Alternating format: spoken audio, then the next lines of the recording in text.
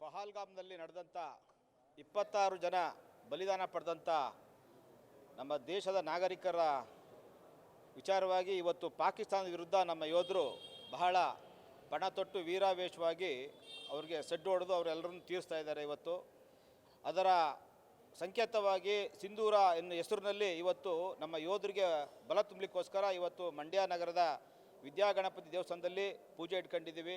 ನಮ್ಮ ಯೋಧರಿಗೆ ಎಲ್ಲ ರೀತಿಯ ಸಕಲ ಸವಲತ್ತು ಕೊಟ್ಟು ಅವ್ರಿಗೆ ಒಳ್ಳೆಯದಾಗಲಿ, ಭಗವಂತ ಅವ್ರಿಗೆ ರಕ್ಷೆ ಕೊಡಲಿ, ಅವರ ಮನೆಯವ್ರಿಗೆಲ್ರಿಗೂ ಸಹ ಧೈರ್ಯ ತುಂಬಿ ಭಾಳ ಒಳ್ಳೆಯದಾಗಲಿ ಅಂತ ಹೇಳ್ತಾ ಇವತ್ತು ಯೋಧರಿಗೆ ನಾವು ಪೂಜೆ ಇಟ್ಕೊಂಡಿದ್ದೀವಿ. ಅದೇ ರೀತಿ ಈ ಪಾಕಿಸ್ತಾನ ಒಂದು ಪಾಪದ ಕೂಸು, ನಾವು ಹುಟ್ಟಿದಂಥ ಕೂಸು ಇವತ್ತು ನಮಗೆ ತಿರಿಕೊಂಡಿದೆ. ಇದಕ್ಕೆಲ್ಲ ಪಿತಾಮಹ ಯಾರು ಅಂತಂದರೆ ಇವತ್ತು ನ್ಯಾಷನಲ್ ಕಾಂಗ್ರೆಸ್. ಇವತ್ತು ನ್ಯಾಷನಲ್ ಕಾಂಗ್ರೆಸ್ ಅವರು ಅವತ್ತು ಹೇಳಿದಿರೋದು ಸಾಬ್ರಿಗೆ ಪಾಕಿಸ್ತಾನ, ಹಿಂದೂಗಳಿಗೆ ಹಿಂದೂಸ್ತಾನ ಅಂತ. ಇವತ್ತು ಯಾವತ್ತು ನಮ್ಮ ಒಂದು ಕೂಸು ಹುಟ್ಟಿದಂಥ ಕೂಸು ಇವತ್ತು ನಮಗೆ ತಿರಿಕೊಂಡಿದೆ. ಅದರ ಪರಿಣಾಮವಾಗಿ ಇವತ್ತು ನಾವು ಇದನ್ನೆಲ್ಲ ಎದುರಿಸಬೇಕಾದ ಪರಿಸ್ಥಿತಿ ಬಂದಿದೆ. ಇದನ್ನೆಲ್ಲನೂ ದಿಟ್ಟ ಹೋರಾಟದಿಂದ ನಮ್ಮ ಯೋಧರು ಸಹ ಎದುರಿಸ್ತಾ ಇದ್ದಾರೆ.